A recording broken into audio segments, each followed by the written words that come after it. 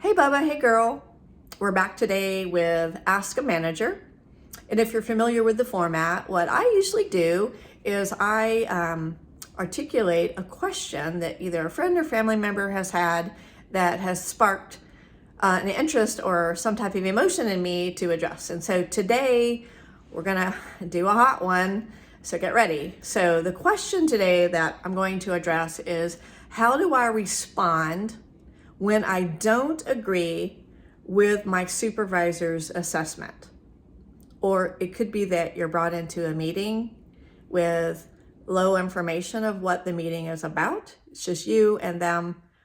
And how do you prepare and what do you do? So this can be a very emotionally charged moment for you, especially if it's a surprise. Honestly, from a leadership standpoint, that's what I did for 30 plus years, is most behavior items shouldn't be such a surprise to the person that you're communicating with, but occasionally we have a misstep too, and it is a surprise. So I want to go over 3 things today that would help you best prepare and respond to a situation where maybe you don't agree or you don't feel like you did anything wrong, but your supervisor, that's the person assessing you and your success of the role that you have. That's important. So how do you reply? How do you respond? How do you not get upset?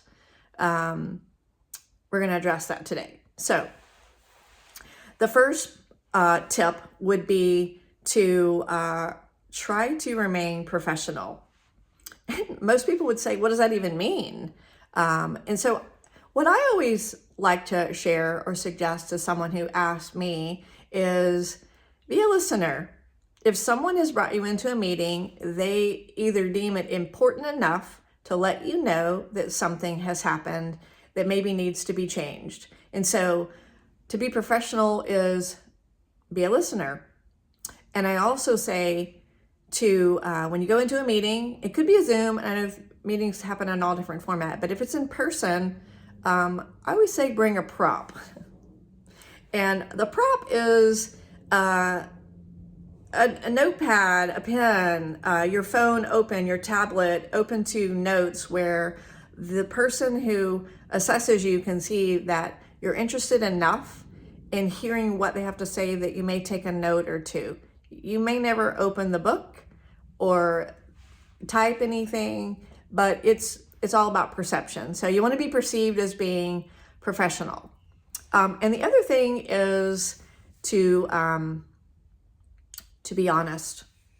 So as a leader, I would tell you that I'm a trend person. If you've seen one of my other episodes, you would know that I'm a trend girl. I look for trends. And so most leaders, or some leaders, may have done a little bit of research. If a fact was presented, they may go look to see if it's worth even having a conversation about. And so it's really important that you be honest. I'm not saying it's going to change the outcome, but it's one more way that you can be professional, is make sure that you're being honest.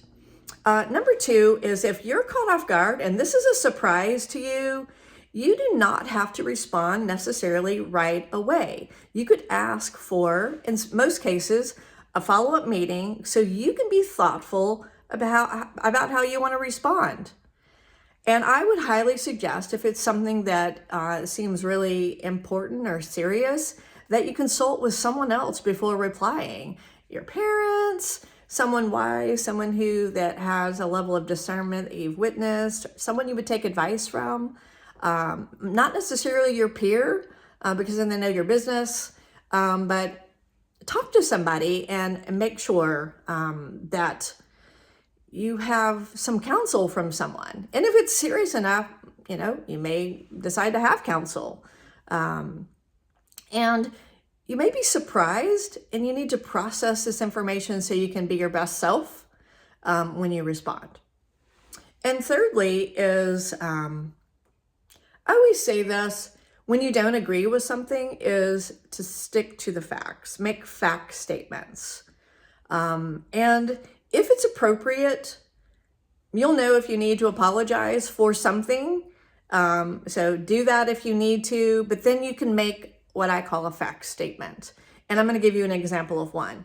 Let's just say that in a meeting, you weren't your best self. And so you can't take that part back, but here's what you could say to move forward. So the idea is to be able to move forward in your role, in your position, and continue in a favorable limelight.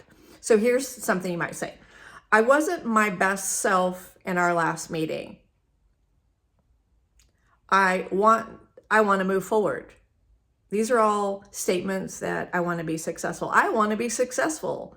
Again, you're not admitting to anything. You're not agreeing necessarily. You're just saying, I heard you. I wasn't my best self and I want to move forward and I want to be successful. What you shared with me is important. I want to comply. Again, you're not admitting to anything you don't agree with. You're agreeing to move forward with new knowledge of what is important to your supervisor.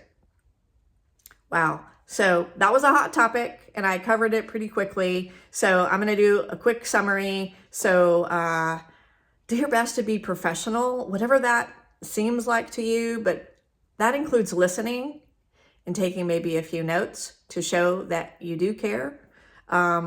Ask for that follow-up session. If you're really taken back, it will give you some time to think. And lastly, stick to the facts. Make some fact statements, especially if you don't agree. It'll buy you a little bit of time and help you to assess how you want to move forward with the situation. I hope this has helped you today to be prepared for a time when you have a session that you don't necessarily agree with, or a behavior that's alleged that you don't necessarily agree with. You'll have a little bit of, you'll be more prepared. And so I hope this helps somebody today. See you next time on Hey Bub, Hey Girl.